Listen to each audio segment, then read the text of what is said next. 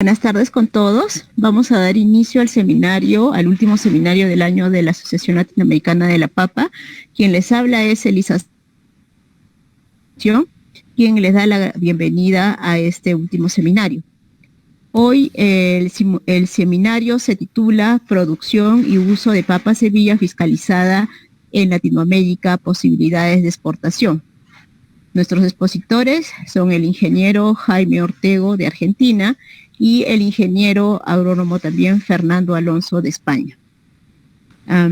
Jaime va a presentarnos una breve introducción sobre los objetivos del área temática de papa, semilla y el uso de semilla fiscalizada, y el control de la dispersión del virus I de la papa en producción de semillas, áreas diferenciadas, insecticidas, comportamiento y alimentario de los vectores.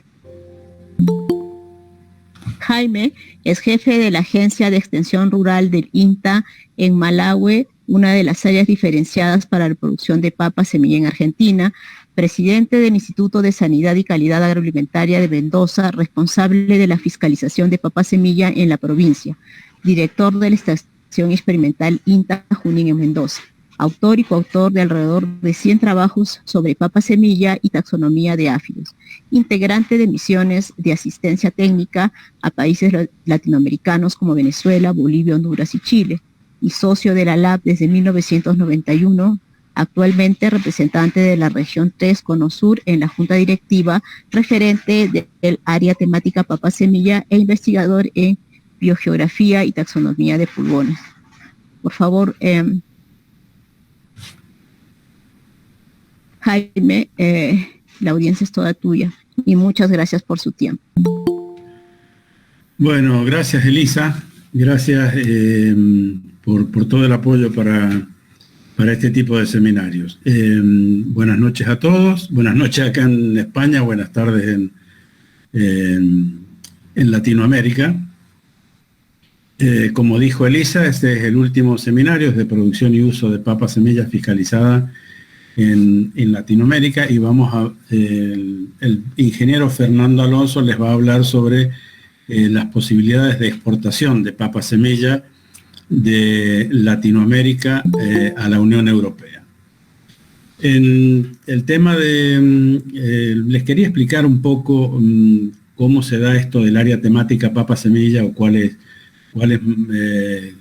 el contenido de esto que damos en llamar áreas temáticas. La idea es brindarles un panorama muy rápido de lo que es la producción y uso de papa semilla en la Argentina. No pretende ser una conferencia como se suelen realizar, sino que simplemente lo que queremos más que nada es compartir conocimientos, compartir saberes, experiencias y sobre todo opiniones. Estoy seguro de que la mayoría de los que estén del otro lado escuchándonos deben saber muchas cosas que nosotros no sabemos, y alguna cosa podemos por ahí decir que a ustedes les puede resultar positivo. Ahí queda mi dirección de correo electrónico para recibir, no en este momento, sino en el transcurso de todos estos días futuros, el recibir opiniones, recibir comentarios de todos ustedes. Hace un tiempo veía un trabajo de Mario Coca Morante, un papero boliviano amigo, que tiene un trabajo muy interesante que se llama Una mirada al cultivo de la papa en Bolivia, muy bonito trabajo. Y Mario decía en ese trabajo que si las 130.000 hectáreas que se cultivan anualmente utilizaran semilla certificada, los impactos en la condición social y económica de las miles de familias de productores andinos serían de la magnitud como para sacar de la pobreza y atraso en la que históricamente permanecieron estas poblaciones andinas. Sin duda una opinión de mucho peso, porque la dice una persona que hace muchos años que trabaja con papa y muy relacionado con los productores, y es definitivamente una sentencia, ¿no? una opinión muy valedera. Entonces, un poco, no basándonos únicamente en esta opinión que les acabo de leer, sino que por todo lo que estamos, lo que venimos viendo en estos años, en estos últimos años, nos hemos propuesto desde el área temática como objetivo general el de promover el uso de semilla certificada y facilitar el autoabastecimiento de tubérculos semilla de papa a nivel regional, nacional, local y predial. Para el logro de ese objetivo general, estamos proponiendo algunos objetivos específicos rápidamente, como ser promover el autoabastecimiento regional de papa semilla, armonizar normativas de fiscalización, como ser tolerancias, cuarentenas, sistema de mitigación de riesgo, etcétera. Impulsar la producción de papa semilla fiscalizada o certificada, organizar y promover la capacitación de los actores involucrados, difundir conocimientos acerca de la conveniencia de la utilización de semillas de alta sanidad. Y una cosa que considero importante y que la vamos a tratar al final, un poco al final, que es impulsar la identificación y preservación fitosanitaria de áreas con condiciones agroecológicas especiales para la producción de papa semilla. Y por último, facilitar la colaboración entre proyectos de investigación epidemiológica sobre organismos perjudiciales. Creo que estos, si cumplimos con estos objetivos específicos aquí señalados, podemos ir acercándonos a cumplir el objetivo general, que es el de aumentar el uso de producción y uso de semillas fiscalizadas. Hay otro amigo papero chileno, Julio Kalasic, que en 2012, en una reunión que se hizo en Ecuador, señalaba algunas de las causas por las cuales es bajo el uso de producción de semilla certificada. Una de esas causas, por ejemplo, es que producir papa con semilla cara representa un alto riesgo. Y otra de las que menciona es que la semilla certificada es de difícil acceso. O sea que los productores, algunos productores pequeños y medianos, tienen difícil acceso a las tecnologías de producción de semilla certificada. Sin duda, lo de que producir papa con semilla cara representa un alto riesgo, es muy válido, porque nadie o muy pocos se animarían a usar una semilla cara si no tienen asegurados otros factores de producción, como es el agua de riego o el agua de lluvia, buenos suelos, la mecanización que corresponda, los productos fitosanitarios y una comercialización más o menos asegurada.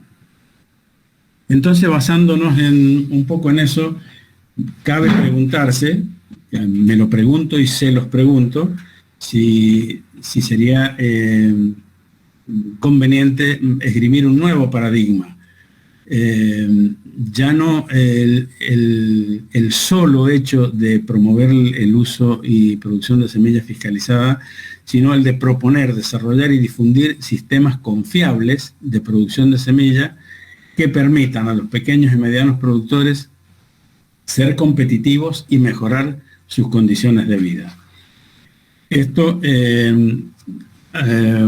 ahí hacemos hincapié en que sea un sistema confiable, que no por ser lo más cercano a lo legal posible, y que va a ser de beneficio fundamentalmente para pequeños y medianos productores. ¿Por qué hago esta diferencia? Porque algunos de los medianos a grandes ya tienen aparentemente resuelto el problema, por lo menos en los países del Cono Sur, Chile, Argentina, Uruguay, Brasil, tienen sistemas de producción que les permiten disponer de semilla de alta calidad y obtener buenos rendimientos en sus cultivos. Este es un panorama para ver nada más cómo está más o menos balanceada la producción o la superficie cultivada con papa en Latinoamérica. Vemos que Perú lleva la delantera por mucha ventaja, prácticamente el doble del que está segundo, que es Colombia. Y hay lo interesante de esto es ver cómo sería, haber visto cómo ha ido variando en algunos países. Algunos que tengo en mente, por ejemplo, es Argentina, que en algún momento ha llegado a cultivar más de 120.000 hectáreas y hoy en día está produciendo unas 80.000 hectáreas. Y sin embargo los volúmenes de papas se han mantenido. Algo parecido ha ocurrido en Chile. En Chile ha habido, yo creo que han llegado a 60.000 hectáreas de cultivo, o un poco más incluso, y en este momento están entre 37 y 40.000 hectáreas, pero con un aumento notable en los rendimientos que ha permitido que el abastecimiento se mantenga. Eso sería deseable que vaya ocurriendo en todos los países, sobre todo en los que tienen mayores problemas de rendimientos. Como vemos en este cuadro, por ejemplo, llama la atención como Bolivia y Ecuador, que son zonas de origen de varias parientes directos de la papa, tienen de la papa que hoy se cultiva en casi todo el mundo, ¿no? Tienen muy bajos rendimientos, entre Bolivia con un 5,5, Ecuador 5,5 toneladas por hectárea y Ecuador 10, pero también esto se condice también con muy bajos porcentajes de superficie cultivada con semillas fiscalizadas. Otra cosa que llama la atención es en este cuadro, por ejemplo, Honduras, que es un país que hasta hace 10 años prácticamente dependía absolutamente de semillas importadas. Hoy en día está utilizando casi un 75% de semillas, no sé con certeza si certificadas o fiscalizadas, pero sí sé que están controladas por organismos públicos. No sé bien qué categoría tiene, pero esto, gracias a un trabajo muy interesante que enseguida lo quiero mencionar especialmente. Y otra cosa que puede llamar la atención en este cuadro es que, por ejemplo, Colombia, Costa Rica y Brasil tienen rendimiento, Brasil muy buenos y Colombia y Costa Rica al menos aceptables, a pesar de tener muy bajos porcentajes de uso de semilla fiscalizada. Esta aparente contradicción se explicaría porque estos países están produciendo, por alguna razón, papa semilla que no pasa por los canales oficiales de fiscalización, pero que sin embargo tienen un control, ya sea privado, ya sea cuasi oficial, que les permite utilizar semilla con sanidad al menos conocida y no utilizar cualquier semilla.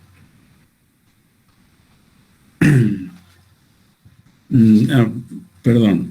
En el cuadro ahí vemos ahí Honduras, Costa Rica, Chile, Brasil, Argentina, Estados Unidos y Uruguay, que están en un celeste. Los marqué para acordarme de señalar que estos son los países que al solicitar yo por correo electrónico información sobre papa en cada uno de los países, solamente estos que están en celeste claro respondieron a ese pedido. Los otros datos los he sacado de internet.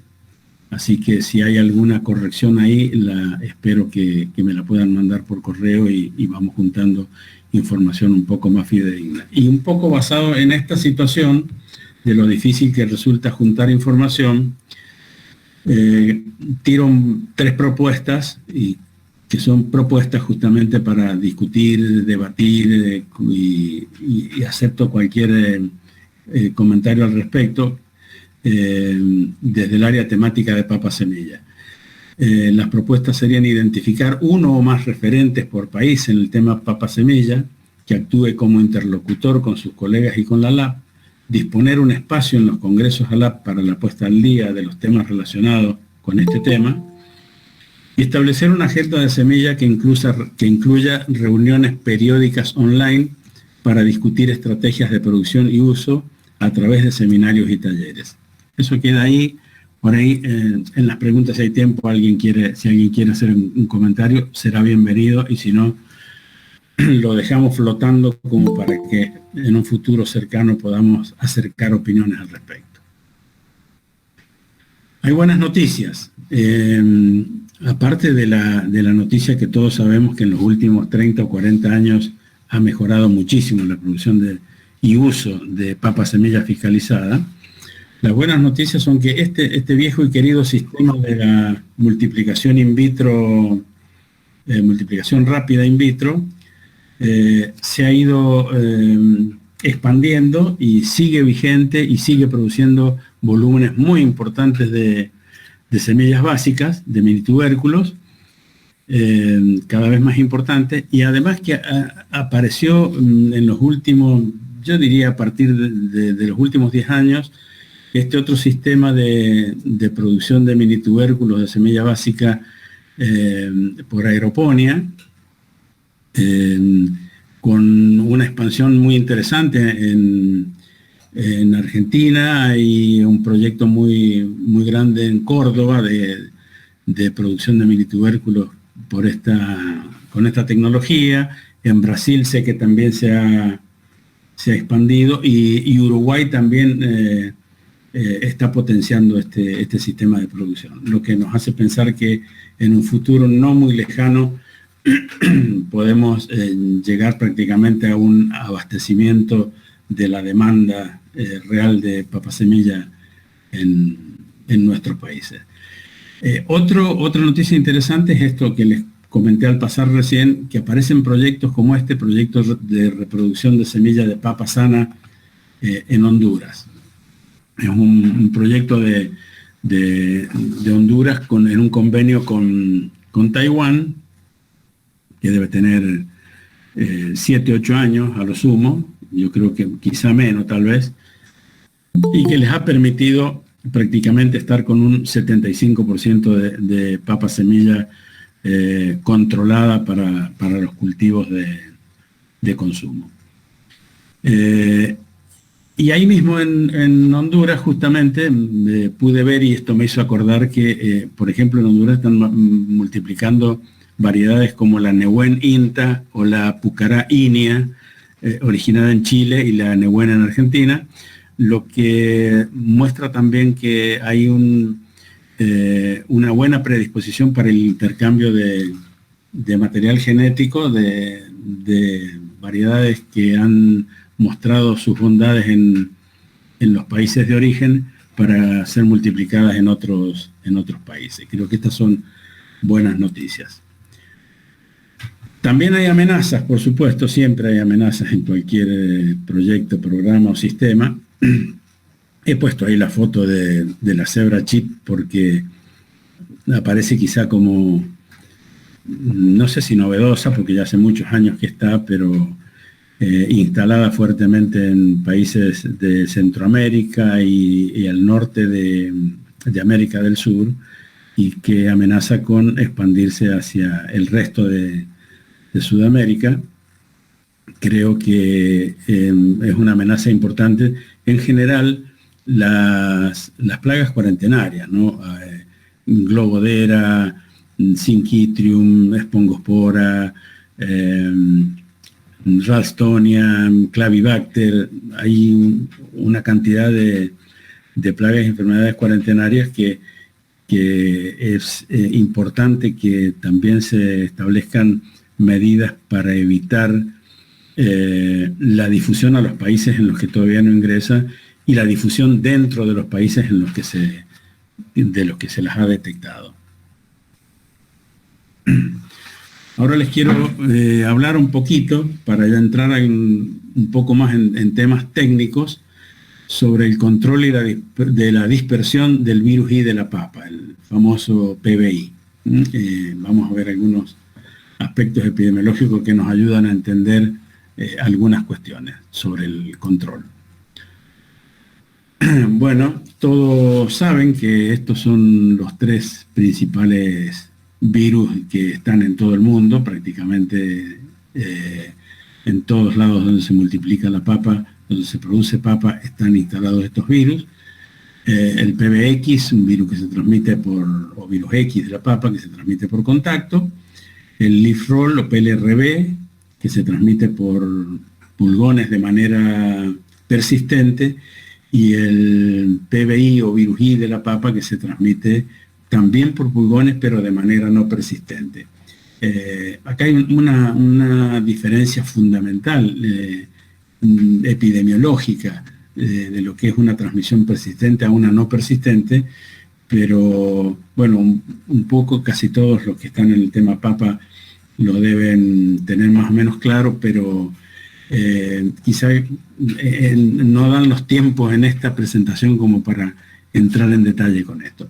Y ahí aparecen ahí los virus andinos, que también el APLB y APMB, que son virus que causan problemas en algunos países latinoamericanos.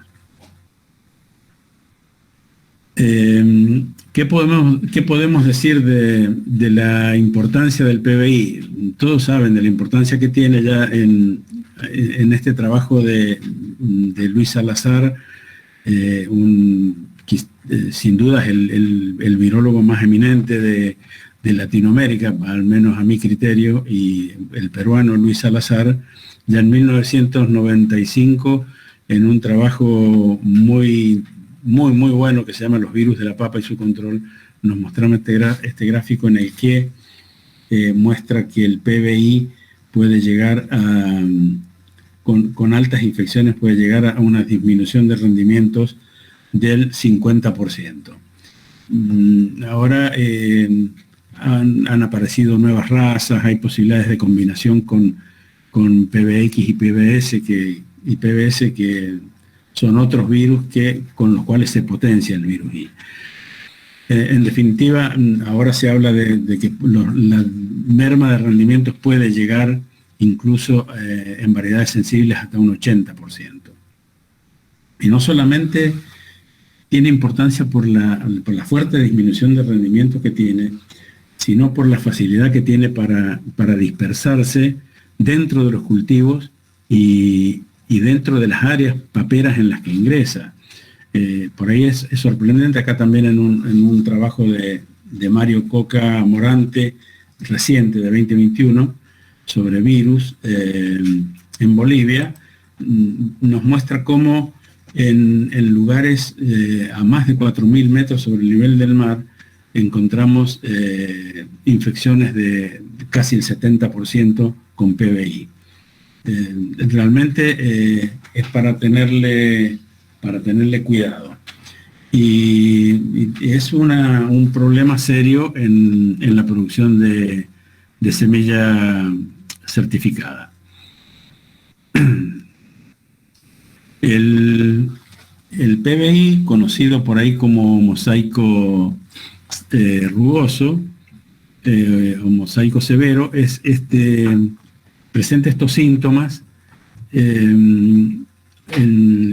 sobre todo la raza ordinaria o común, el PBI-O o PBI-0 a veces se dice, que tiene estos síntomas de necrosis en las nervaduras por la cara abaxial de las hojas. En algunas variedades, en otras presenta síntomas muy leves que prácticamente no permiten el descarte de plantas, que es una práctica importante para bajar el nivel de inóculo de un cultivo de papa para siembra, papa semilla. El PBI, entonces, algunas características así sobresalientes es que es transmitido por áfidos de manera no persistente. Hay tres razas principales: el ordinario, el PBI-C y el PBI-N, con algunas otras razas que dan como síntomas un necrosis en tubérculos y anillos necróticos. Puede producir hasta un 80% de disminución en los rendimientos. Cuando se combina con PBX, PBA o PBS, produce una grave sinergia, que son los mosaicos rugosos. Y esto que es importante, y que vamos a hacer un toquecito al final también interesante, creo yo, que no es controlable con insecticidas sistémicos y que incluso el uso de insecticidas intentando controlar el PBI puede llegar a ser negativo. Creo que esto es una cuestión que por ahí se ignora o se insiste en seguir con una práctica que no es recomendable, al menos desde mi punto de vista, y lo podemos discutir también. ¿Cómo es esta transmisión por áfidos? Ha habido una coevolución, sin duda, entre el virus, los áfidos y la papa, o los vegetales en general, y los virus se van adaptando a los comportamientos de los hospederos y los comportamientos de los vectores. En este caso, en el caso de una transmisión de manera no persistente, no sé si se ve cómo va avanzando el estilete, es increíble cómo se puede estirar, por decirlo de alguna manera, el estilete de los pulgones, que son suxopicadores, buscando el floema, que es de donde se alimentan. Cabe acotar que ese estilete tiene, el estilete en realidad son 4 fracciones, 2 mandíbulas y 2 maxilas. Las maxilas, al juntarse, forman un canal por el cual el pulgón puede inyectar saliva, y lo hace, y otro canal un poco más grande por el cual toma el alimento. En la transmisión no persistente, el pulgón va realizando pruebas, porque los pulgones son bastante específicos en cuanto a su hospedero, y no todos los pulgones viven sobre todas las plantas. Es decir, este pulgón que tenemos acá podría ser un pulgón que únicamente se alimenta de cereales, por ejemplo, pero llega a una hoja de papa, y la forma de saber si le sirve o no como hospedero es hacer pruebas. En estas pruebas, en estos pequeños picotazos que va pegando, a veces en las hojas de la epidermis, y a veces en las células de la epidermis o en las del mesófilo, que es donde normalmente se encuentra alojado el PBI en una planta enferma, en esa prueba lo primero que hace es inyectar saliva, y posteriormente tomar una pequeñísima porción de alimento, que no llega a ser alimento, sino que es una porción de prueba que le sirve, no llega al intestino, pero le sirve como para detectar cuál es de qué planta, sobre qué planta se ha posado. Si la planta no le gusta, que es lo que pasa con los pulgones de cereales, por ejemplo, la papa no les gusta, prueban 2 o 3 veces y se cambian de planta y vuelven a probar así, y son muy eficientes en transmitir el virus, porque la planta no les resulta apetecible. Los pulgones que sí les gusta la papa, a veces prueban y no les convence, por decirlo de alguna manera, el estado nutricional de esa planta, o porque la hoja en la que cayó no está buena, o por lo que sea, porque tiene un insecticida o lo que sea, y busca otra planta, aunque sea el pulgón verde del duraznero, que sí vive sobre papa, pero prueba a veces varias plantas antes de instalarse, llegar al floema y empezar a dejar descendencia.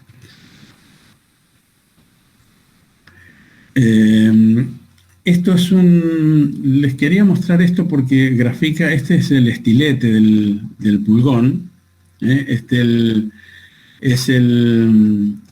fíjense que tiene el estilete una parte, el canal salivar, que es más chico, el canal alimentario, que es más grande, y el último tramito es común, sirve para las dos cosas, para inyectar y para succionar.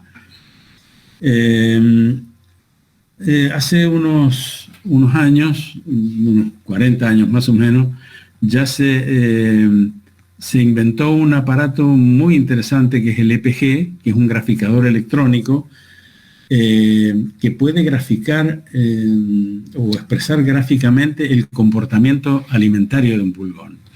Es muy interesante ver cómo esta bajada que hace acá, que se llama caída de potencial, o PD,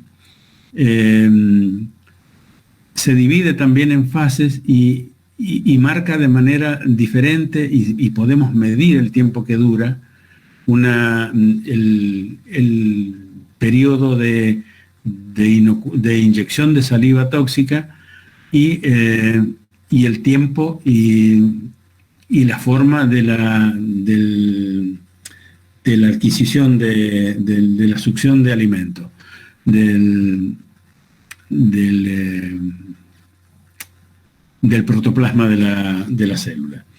Entonces, si es un pulgón que llega con virus, lo va a inyectar en una célula, va a inyectar las partículas virales al inyectar saliva, que es lo primero que hace, y si es un pulgón, si esa célula tiene partículas virales, al succionar se va a cargar de alimento y las partículas quedan adheridas en la parte interna de este estilete, fundamentalmente en este tramo que es común a los dos canales, y desde ahí puede ser transmitido prácticamente de forma inmediata, no como el PLRB, que tiene un periodo de incubación, porque necesita ingresar al intestino, de ahí pasa al cuerpo, al hemocele del pulgón, desde ahí ingresa otra vez a las glándulas salivares y recién ahí puede ser inoculado en una planta.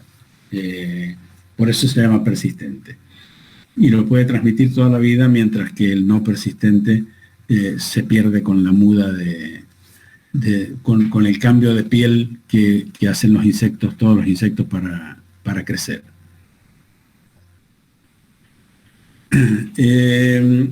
Un poquito hablamos de manejo y control de la dispersión del PBI y quiero aclarar que a mí me gusta siempre hablar de control de la dispersión y no control del PBI, porque en realidad hablar de control del PBI por ahí se puede entender como que podemos tomar medidas como para eliminarlo o matarlo al virus, cuando en realidad lo que estamos haciendo es controlando, tratar de evitar que se disperse dentro de un cultivo.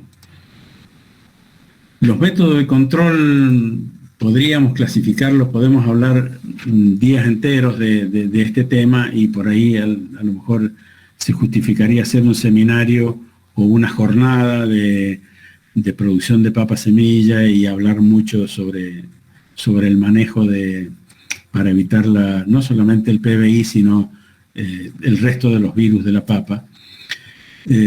Podemos hablar de métodos directos que actúan sobre la fuente de inóculo o sobre los vectores. Sobre la fuente de inóculo, generalmente bajando los niveles de inóculo de un área o de un cultivo y actuando sobre los vectores. Podemos actuar sobre los vectores controlándolos o podemos actuar evitándolos también. Da para hablar mucho ese tema. Como métodos indirectos podemos mencionar el uso de variedades resistentes, cultivos más densos, cuadros más grandes, ubicación de los cultivos. Cuando hablamos de ubicación de los cultivos, estamos pensando en la ubicación de nuestra parcela de papa semilla dentro del campo, ubicarlas según las categorías que tengan, pero podemos hablar también de la ubicación del cultivo refiriéndonos a una zona geográfica, que en este caso es como se generaron en Argentina las áreas diferenciadas, áreas con condiciones agroecológicas especiales para la producción de papa semilla, que enseguida les voy a contar un poquito de eso. En definitiva, vamos a hablar un poco de eso y vamos a tocar un poquito también el tema de insecticidas y aceites, porque ya creo que se me está pasando el tiempo. Esta es una diapositiva que demuestra de alguna manera muestra por qué los insecticidas sistémicos no solamente no son efectivos para controlar el virus I de la papa, la dispersión, sino que incluso pueden llegar a ser negativos. Y es una experiencia muy sencilla que se puede hacer, si se quiere, en la cocina de la casa. Es en una hoja de una planta de repollo tratada con un sistémico y otra no tratada, se colocan 18 pulgones en cada una. A las 72 horas de Myxus persicae, concretamente, que puede vivir sobre el repollo, a las 72 horas revisamos nuestro pequeño experimento y vemos que en la hoja tratada prácticamente no ha quedado ningún pulgón y están todos en la hoja no tratada. Y encima, además de haberse trasladado, se están multiplicando.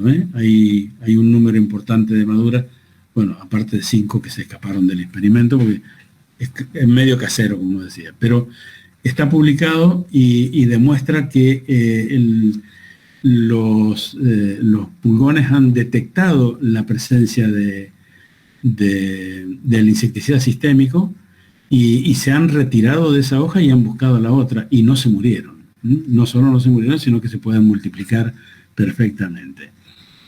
En ese proceso de cambio de hoja es lo que se puede producir en una planta de papa cuando llega un pulgón y se encuentra con que la planta tiene un insecticida, lo detecta y va a cambiar de hoja varias veces hasta que termine muriéndose o de hambre o por las pequeñas dosis que va ingiriendo en cada prueba.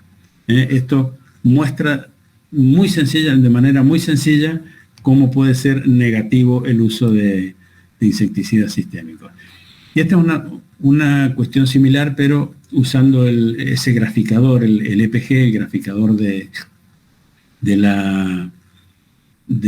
comportamiento alimentario de los pulgones, sobre una dieta artificial.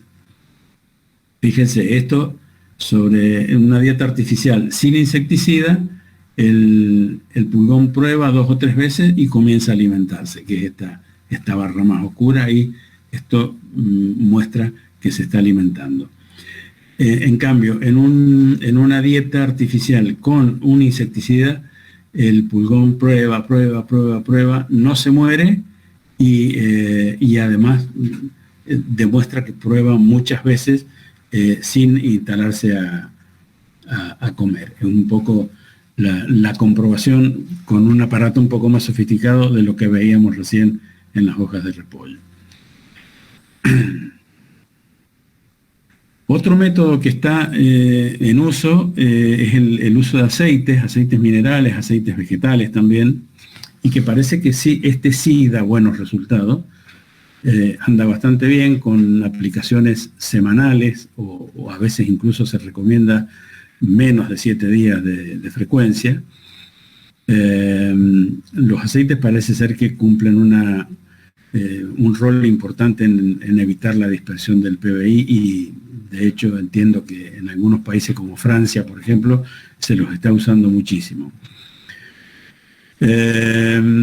Si bien no se conoce, al menos yo no lo conozco, no he encontrado información que me diga con certeza cuál es el mecanismo de acción de los aceites, parece ser que cumple una función aparentemente de barrera física. El virus, las partículas de virus no persistentes, del virus de potivirus, del virus I de la papa, por ejemplo, van acompañadas siempre de unas moléculas ayudadoras que son las que se adhieren a la partícula viral y se adhieren también a receptores que están en la superficie del canal alimentario de los pulgones. Entonces el aceite, la función que cumpliría es formar esta barrerita que puse acá azul, y que no permite que las moléculas con el virus se adhieran a los receptores. Parece ser que son bastante eficientes los aceites en impedir la adquisición por este funcionamiento, pero no lo son tanto para impedir la inoculación. Bueno, esto para mostrar un poco la importancia de la fuente de inóculo, del porcentaje de virus con el cual arrancamos un cultivo. Vemos claramente cómo, empezando con 0, 1, 3 y 5% de virus, cómo se dispara geométricamente a cosecha, que son los puntitos, los cuadritos verdes, cómo se dispara el porcentaje de PBI. En este vemos, esto es una experiencia que hicimos en Malargüe hace varios años, y esta es otra forma de expresar lo mismo que veíamos recién en el otro cuadro. Y ya para terminar les cuento un poco lo que es el sistema de áreas diferenciadas de Argentina. Son unas pocas las que vemos acá, de distinta importancia en cuanto a superficie, de entre 500 y 3.000 hectáreas, pero en estas áreas se produce la papa semilla que cubre más o menos el 75% de la demanda en Argentina. Son áreas en general son de altitud importante, con una actividad baja de vectores sobre todo, o bien áreas cercanas al mar con brisas que también impiden o minimizan la actividad de vectores. Las características principales que tienen, ¿por qué se las denomina áreas diferenciadas? Porque la normativa generalmente tienen protección legal, generalmente de parte de las provincias que las implementan, y las características principales son que solo se permite la siembra de categorías básicas, no se permite la producción de papa consumo, los ingresos están restringidos, hay barreras físicas, gente que controla el ingreso y egreso. Todos los cultivos que se hacen dentro de ellas están inscriptos y georreferenciados. Se realiza muchas veces monitoreo de vectores para tomar decisiones epidemiológicas. Hay un estricto control de papa espontánea, normalmente llamada papa guacha. Se exige y se multa cuando no se hace. Y hay una rotación obligatoria de 3 años de descanso por uno de utilización del suelo para cultivo. Esto también ayuda no tanto en el tema de virus, sino en el tema de los otros patógenos de suelo, nematodes, etc. Bueno, creo que me pasé bastante del tiempo. Muchas gracias por la atención. Espero no haberlos aburrido. Y bueno, vamos a abrir las preguntas después, cuando termine el colega Fernando Alonso. Cada uno la va dirigiendo a él o a mí, y lo vamos a hacer directamente a viva voz. Creo que es un poco más entretenido. Muchas gracias.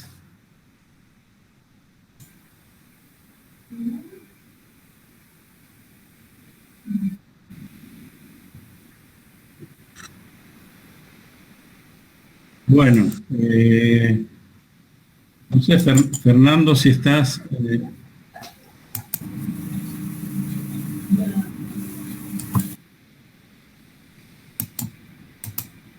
Jaime, tienes que dejar de compartir tu pantalla para que Fernando Alonso pueda compartir su pantalla. Gracias. ¿Ahí? Perfecto.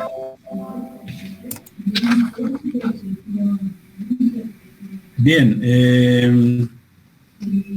El colega ingeniero agrónomo Fernando Alonso de España tiene un currículum larguísimo, que lo hemos tratado de resumir y no obstante ha quedado largo. Ahora está jubilado, igual que yo, que no lo dijo Elisa, yo también estoy jubilado. desde febrero de este año, pero trabajó durante más de 40 años como ingeniero agrónomo en temas relacionados con la papa durante 10 años en empresas privadas y más de 30 años en la Junta de Castilla y León en el gobierno regional. Fue jefe del Centro de Patata de Siembra, del Centro de Control de la Patata y del Centro de Control de Variedades Vegetales Agrícolas de Castilla y León, España, comunidad autónoma donde se produce más del 70% de la semilla de papa en España. Representante del Reino de España en los grupos de trabajo de la Unión Europea para la elaboración de legislación comunitaria que ha afectado a la semilla de papa. Representante del Reino de España en UNESE, un organismo de las Naciones Unidas, en su sección de semilla de papa. Autor de varios libros, que son muy buenos, con muy buena información, sobre la papa, el cultivo de la papa, enfermedades, plagas y fisiopatías de la papa, guía de gestión integrada de plagas de patata y de múltiples artículos sobre papa. Y ha sido integrante de misiones de asistencia técnica prestada por la Unión Europea a diferentes países como Albania, Argelia, Cuba, Líbano y Serbia. Fernando les va a hablar sobre posibilidades de exportación de semilla de papa desde Latinoamérica hacia la Unión Europea. Fernando, todo tuyo. Muchas gracias, Jaime. En primer lugar, buenas tardes a todos los participantes en el seminario de ALAB. Quería dar las gracias especialmente a los doctores ingenieros Jaime Ortega y Elisa Salas por la invitación que me han hecho para dirigirme a ustedes y hacerles una breve presentación de lo que supone la papa en la Unión Europea. Voy a tratar una serie de cuestiones brevemente, como digo, como son las superficies dedicadas a papa en la Unión Europea, las producciones que se obtienen, el comercio, tanto intraeuropeo entre los países pertenecientes a la Unión Europea como de los países de la Unión Europea con países, terceros países, lo que decimos aquí denominamos terceros países, la legislación fitosanitaria vigente en la actualidad, que es la que condiciona los intercambios comerciales con otros países, ¿no? Entonces vamos a ver cuál es la legislación vigente en este momento y cómo se podría plantear la posibilidad de poder exportar papa desde países latinoamericanos a la Unión Europea. Por último, les voy a hablar de UNECE. UNECE es un organismo de Naciones Unidas al cual pueden pertenecer todos los países que pertenecen a Naciones Unidas. Tiene su sede en Ginebra y se ocupa de establecer estándares para diferentes cultivos. Y uno de los cultivos es la semilla de papa. Hay una sección dentro de UNECE que es específica de semilla de papa. Es muy importante desde mi punto de vista porque condiciona determinadas cuestiones que iremos viendo más adelante. La superficie dedicada a papa en la Unión Europea, en los 27 países que componen actualmente la Unión Europea, son 1,7 millones de hectáreas, que supone el 1,7% de las tierras cultivables. Hay mucha diferencia entre unos países y otros. Ahí les pongo, por ejemplo, que en los Países Bajos el 16%, más del 16% de su superficie cultivable la destinan a papa. En Bélgica es más del 11% y en Malta más del 7%. La producción de papa en la Unión Europea, en determinados países, en estos 4 que les pongo aquí, está, digamos, regulada de alguna manera por una organización que es esta, la NEPG, Northwestern European Potato Growers. Es un lobby que existe en estos países que hace presión en Bruselas para conseguir que la Unión Europea legisle de acuerdo con sus intereses, digamos. Estos países son Alemania, Bélgica, Francia y Países Bajos. Hasta el 1 de enero de este año eran 5, también estaba el Reino Unido, pero a raíz del Brexit el Reino Unido ya no forma parte del grupo NEPG. Son los países más influyentes, con diferencia, en temas de legislación en la Unión Europea. En cuanto a producciones, las producciones obtenidas en el año 2020 fueron de 55,3 millones de toneladas. Los países más productores, como ven, son Alemania, con el 21%, una quinta parte de la papa producida en Europa, en la Unión Europea, es producida por Alemania. En segundo lugar está Polonia. Polonia tradicionalmente ha sido el país que más superficie ha dedicado a papa en Europa, ha ido cayendo muchísimo, actualmente representa el 16%, los rendimientos son bastante más bajos que en otros países de Centro Europa, como he dicho antes, no pertenece al grupo de NEPG porque la importancia comercial de la papa polaca es muy baja.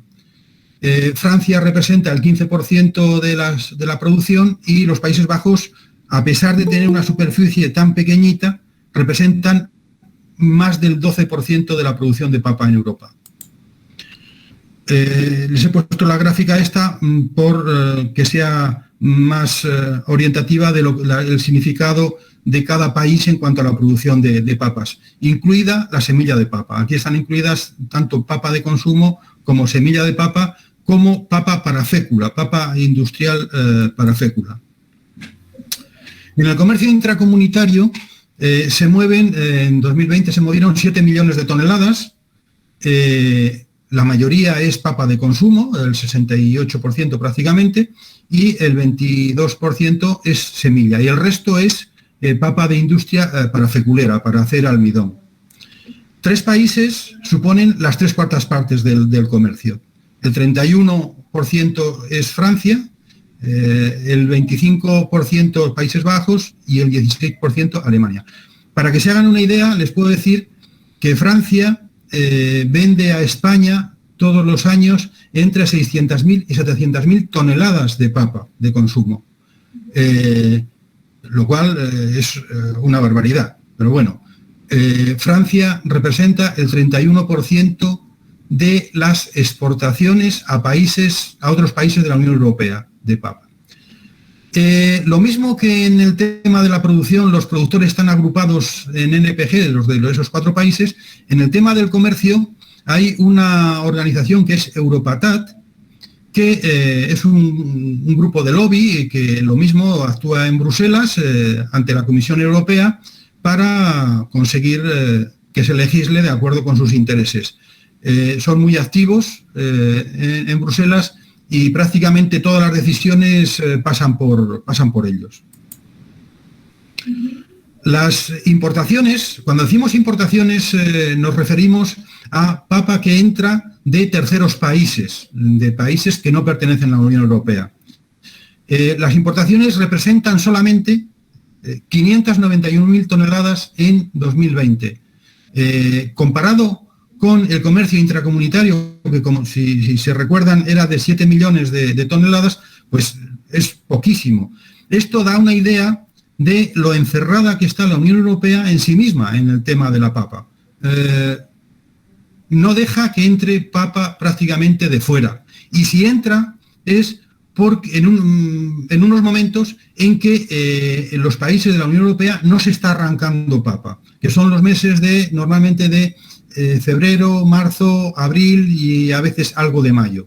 Entonces, la mayoría son papas tempranas que vienen de los países mediterráneos, sobre todo Egipto con el 70%, Israel con el 18%. Prácticamente la papa temprana que entra viene de estos 2 países, de Egipto y de Israel. Y excepcionalmente, como ha sido en 2020, por motivo de la pandemia del COVID-19, ha habido una derogación para permitir, por ejemplo, a Bulgaria importar papas de terceros países únicamente para transformación industrial, no papa de mesa, sino para transformación industrial y excepcionalmente. Básicamente Europa importa papas para su mercado interno, para abastecer en época en que no tiene otra papa, no tiene otra papa nueva, recién arrancada, digamos. En cuanto a las exportaciones de la Unión Europea de los 27, en 2020 supusieron 1,4 millones de toneladas. La mayoría es papa semilla en valor, como ven, 61% en valor y 41% en volumen. Lógicamente, la papa semilla es mucho más cara que la papa de consumo. Entonces, la papa de consumo es más o menos la mitad en volumen, pero supone una tercera parte en el valor. O sea que la mayoría de lo que se exporta es semilla, que es más cara y es donde más dinero se ingresa. Las exportaciones de semilla de papa de la Unión Europea es muy importante la semilla que va a estos dos países africanos, a Egipto y Argelia. De Egipto lo que hacen es, se llevan la semilla, allí hacen la papa y en los meses de marzo, abril, mayo nos mandan la papa de consumo que ellos han producido. Únicamente se permite la introducción de papa de consumo de Egipto de determinados valles, porque Egipto tiene un problema con Rastonia y, como saben, la Rastonia, aparte de por la semilla, se contamina, se contagia, se transmite por el agua de riego. Entonces, hay determinadas cuencas fluviales en las que se permite exportar papa a la Unión Europea, pero únicamente de sitios muy determinados, de determinados valles. Y además, les digo que inspectores de la Comisión Europea, de la Unión, se desplazan a Egipto para revisar la papa antes de ser cargada en los barcos, para ver que está libre de Rastonia. En Argelia se envían otras 60.000 toneladas de semilla de papa, que suponen casi 50 millones de euros. ¿Cuáles son los países exportadores de papa de la Unión Europea? Sobre todo Países Bajos. Más de la mitad de las exportaciones son de Países Bajos. Controla el comercio mundial de semilla de papa, prácticamente, los Países Bajos. Supone el 58,8% en valor y el 54% en volumen, más de la mitad.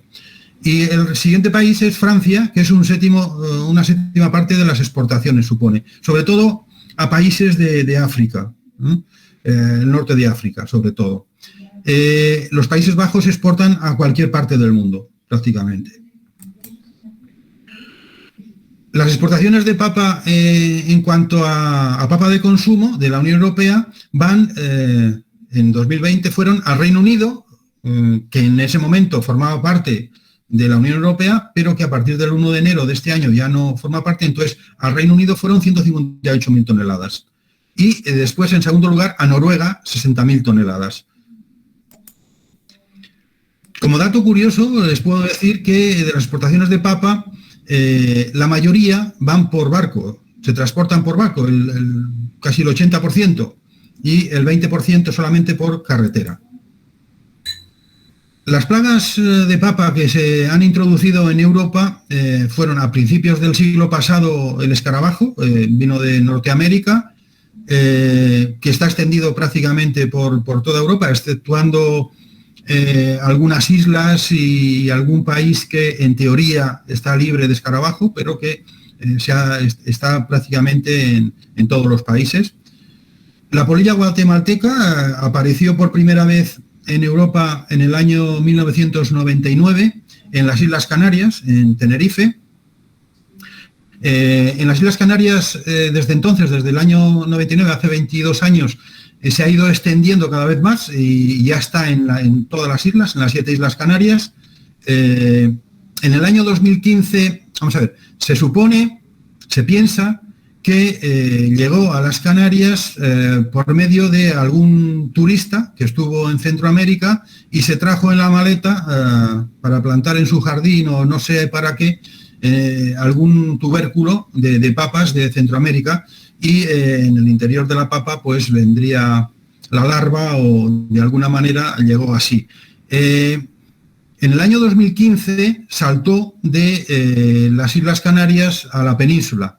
El año 2015 se detectó por primera vez en Galicia en Ferrol es un puerto pesquero, se piensa que unos marineros gallegos se fueron a faenar a los caladeros que hay en las Islas Canarias, compraron papas para comer en el barco, a los marineros sobraron papas y se las llevaron de vuelta a Galicia, con lo cual entró por el puerto de Ferrol porque fue el primer lugar donde se detectó. Y desde ahí se extendió, esto fue en 2015, se extendió a la provincia de Lugo también y al Principado de Asturias se extendió. Ahora mismo se está en una fase de erradicación. Ayer mismo se publicó en el Boletín Oficial de Galicia una orden por la que se volvía a permitir plantar papas en unos ayuntamientos gallegos donde se llevan 2 años sin detectar polilla guatemalteca, porque las medidas que se imponen son muy estrictas y donde se detecta el ayuntamiento, la localidad donde se detecta la presencia de la tecia, se le impone la restricción de no poder plantar papas durante 2 años. Y hasta que no pasen 2 años desde la última detección de tecia, de la polilla, no se permite plantar papas. La pulguilla, el epitris, lo mismo, apareció en Portugal a principios de este siglo, los primeros daños en 2008, 2007, aparecieron los primeros daños y desde ahí se ha extendido, desde Portugal pasó a Galicia también, luego ha aparecido en Andalucía, en Sevilla y en otras provincias, y ahora mismo ya se encuentra también en otros países europeos y ya se ha extendido, digamos, por otros países. Y ahora mismo estamos con el tema del Candidatus liberibacter solanacearum, que es la bacteria que produce el zebra chip. Dentro del Candidatus liberibacter hay diferentes haplotipos. Los 2 haplotipos considerados de cuarentena son el A y el B, los cuales no han sido detectados en Europa, en la Unión Europea hasta el momento. Se han detectado otros haplotipos, el D, el E y el U, que producen, digamos, ciertos síntomas de punta morada en plantas, síntomas parecidos al Stolbur, pero que no son considerados de cuarentena, aunque la tolerancia es 0 en la semilla de papa. Donde se detecta el haplotipo DE, aquí en las fincas donde se detecta, esas fincas, aunque estuviesen previsto que fuesen para semilla de papa, no se le puede certificar esa papa y tiene que ir obligatoriamente a papa de consumo, lo cual es un problema. La legislación fitosanitaria vigente ahora mismo en la Unión Europea es un reglamento del año 2016 del Parlamento Europeo relativo a las medidas de protección contra las plagas de los vegetales, y este reglamento modifica reglamentos anteriores que no me voy a extender porque... pero bueno, lo que está vigente ahora mismo es este reglamento. Entonces, este reglamento establece una diferencia entre las diferentes plagas existentes en la papa. Por una parte, plagas cuarentenarias, por otra parte, plagas RNQP, reguladas no cuarentenarias, y por otra parte, plagas sin regular. Las plagas cuarentenarias, todo el mundo sabe lo que son, que inhabilita el comercio, obliga a la destrucción de la mercancía, unas medidas muy estrictas. Las plagas reguladas no cuarentenarias son aquellas en las que se establece una tolerancia en la semilla, pero que permiten el comercio de la semilla. Pueden ser las virosis, no de cuarentena, el virus I, virus del enrollado, o rizoctonia, o otro tipo de hongos, o incluso pie negro, la bacteria, el pie negro. Las plagas sin regular son aquellas de las que no se hace mención en la legislación y que están sin regular, no se establecen tolerancias para ellas. Dentro de las plagas cuarentenarias hay diferentes tipos. Las plagas cuarentenarias de la Unión, que son las que afectan a todos los países de la Unión y para las cuales se establecen unos planes de contingencia. Cuando aparece se detecta una plaga de este tipo, hay que tomar una serie de medidas que se establecen en estos planes de contingencia. Las plagas cuarentenarias de zonas protegidas son otro tipo que solamente afectan a determinadas zonas. Un ejemplo puede ser el escarabajo en zonas donde no hay presencia de escarabajo de la papa, el Leptinotarsa, pues esos países o esas zonas, como son las Islas Canarias, por ejemplo, establecen que esa plaga es cuarentenaria para esa zona concreta, ¿no? Y luego, las plagas cuarentenarias prioritarias, que son a las que se les da más importancia, y que son 20 nada más. Se han publicado, hace 2 años se publicaron, y son 20. Que afecten a la papa, únicamente está el sílido de la papa, el Bactericera coquerelli, que es el vector del Zebra chip, del Candidatus libribacter solanacearum. Estas son las plagas a las que se dedica más financiación para, no solamente para erradicarla cuando aparece, sino para evitar que entre. La legislación fitosanitaria se promulgó el 16 de noviembre de 2016, como les digo, pero hubo diferentes problemas. Digamos que todos los países no estaban de acuerdo o pedían una moratoria de forma que pudiesen adecuar sus estructuras, y esto provocó que no fuese aplicable hasta el 14 de diciembre de 2019. O sea, hace prácticamente 2 años que entró en vigor esta legislación. En el año 2019 se publicó un reglamento que desarrolla el reglamento de 2016 y que establece las condiciones a las medidas de protección contra plagas, pero en este reglamento es donde en el anexo sexto se establece la lista de vegetales, productos vegetales y otros objetos cuya introducción en la Unión desde determinados terceros países está prohibida, que es lo que a nosotros nos interesa. Aquí están, en este anexo sexto, están todos los vegetales que están, digamos, vetados para entrar en la Unión Europea, desde ciertos países. O sea, se dice cuál es el vegetal, cuál es el país de que no puede entrar, y se establecen todas las condiciones. Entonces, en ese anexo sexto figura los tubérculos de Solanum tuberosum, las patatas de siembra, que se prohíbe la introducción en la Unión Europea de terceros países, excepto Suiza. Suiza tiene lo que se llama un convenio de equivalencia con la Unión Europea, por el cual la semilla que se produce en Suiza se considera equivalente a la que se produce en un país de la Unión Europea, con lo cual puede circular libremente, como pasa con la semilla producida en cualquier país europeo. Como digo, el único país en este momento que puede exportar semilla de papa a la Unión Europea es Suiza.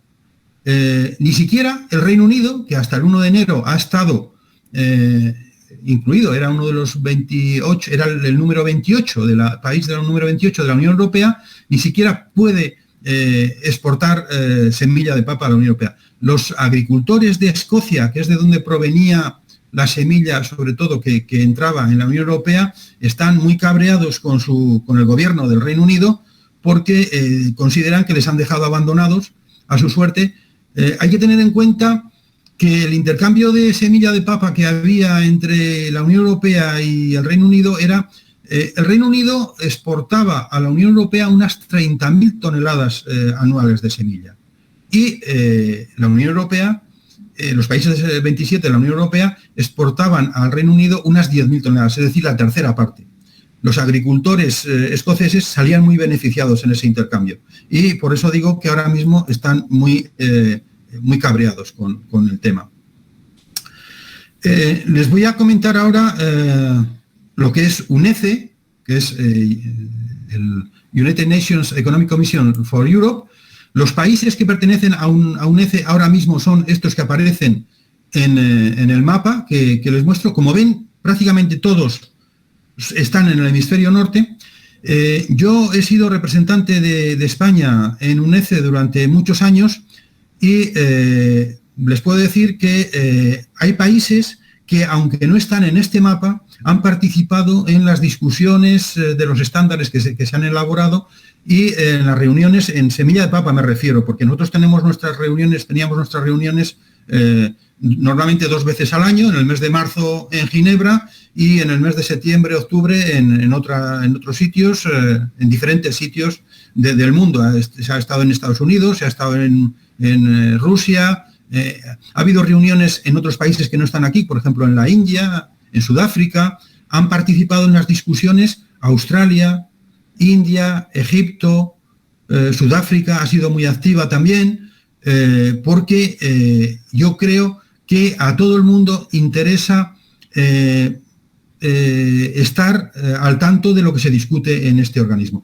¿Cuál es el objetivo de UNECE? El objetivo de UNECE es elaborar una serie de estándares para que cuando hablemos de una calidad determinada, un tipo determinado de semilla de papa, cualquier agricultor, independientemente de la parte del mundo donde se encuentre, entienda lo que es, por ejemplo, una semilla de papa certificada A.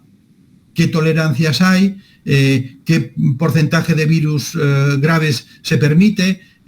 Lo mismo para la semilla de base, la semilla SE, E o S, que son las 3 clases, como veremos, que existen. En base a los estándares que se elaboran, este es el estándar que se publicó en 2018,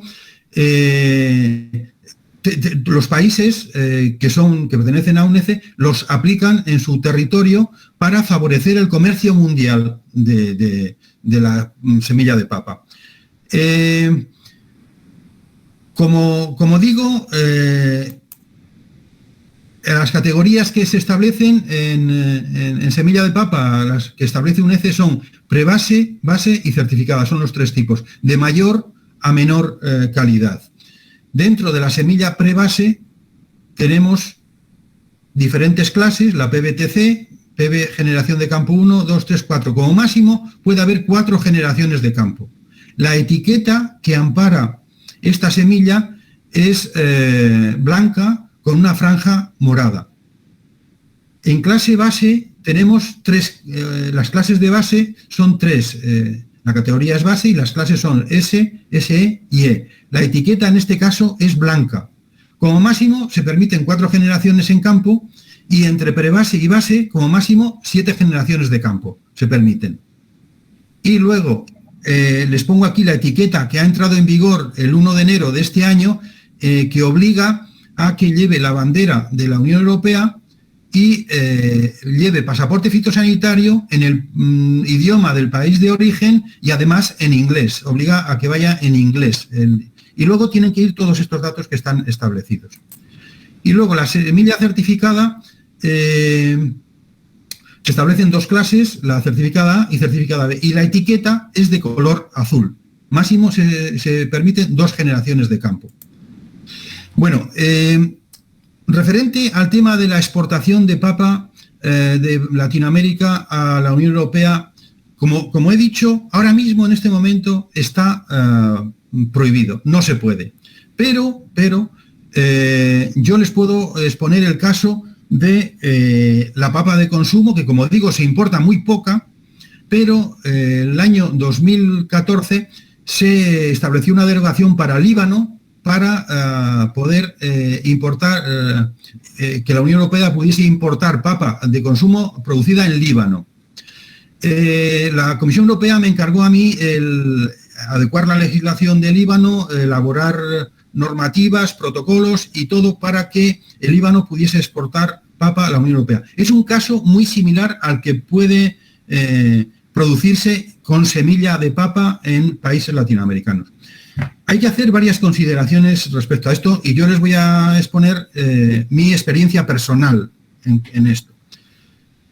Lo primero es hablar el mismo idioma todos, lo cual quiere decir que habría que adoptar las normas UNECE, que son las normas de la Unión Europea. De Rusia, de Estados Unidos, de Canadá, todos estos países que les he mostrado antes en el mapa, que pertenecen a UNECE. Eso sería importante. Y, en segundo lugar, como la restricción o la imposibilidad de exportar papa a la Unión Europea se basa en motivos fitosanitarios, lo que hay que hacer es buscar en el país del que se trate zonas donde se considere que se está libre de patógenos de cuarentena, o al menos que se controla dónde hay, en qué parcelas hay o dónde se producen, se multiplican los patógenos de cuarentena. Les digo, esto se demuestra haciendo análisis, por ejemplo, análisis de tierra para Globodera, para Nacobus, se demuestra haciendo análisis de bacterias, de Clavibacter, de Ralstonia, de Candidatus. La normativa europea es muy clara, la que se aplica a los países de la Unión Europea. Es obligatorio hacer análisis de tierra previo a la autorización de parcelas para producir semilla de papa.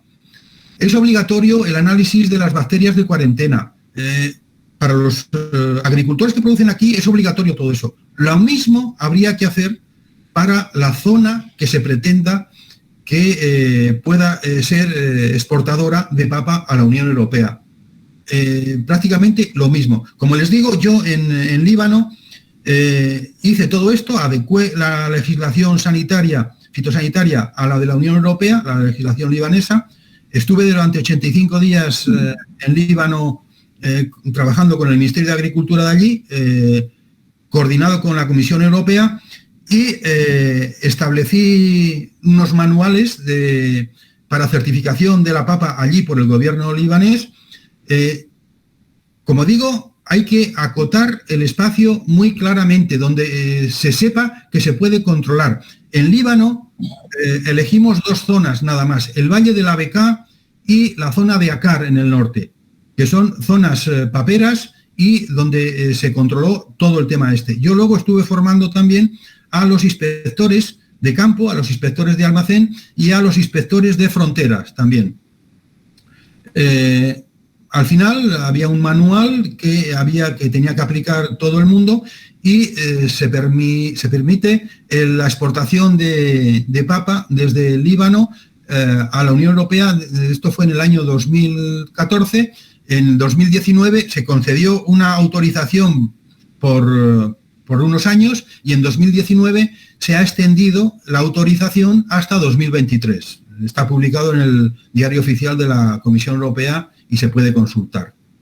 Bueno, y con esto yo creo que el tiempo lo he cumplido y si hay alguna pregunta atenderé lo que pueda aclarar, si es que puedo aclarar algo. Muy bien, muchas gracias.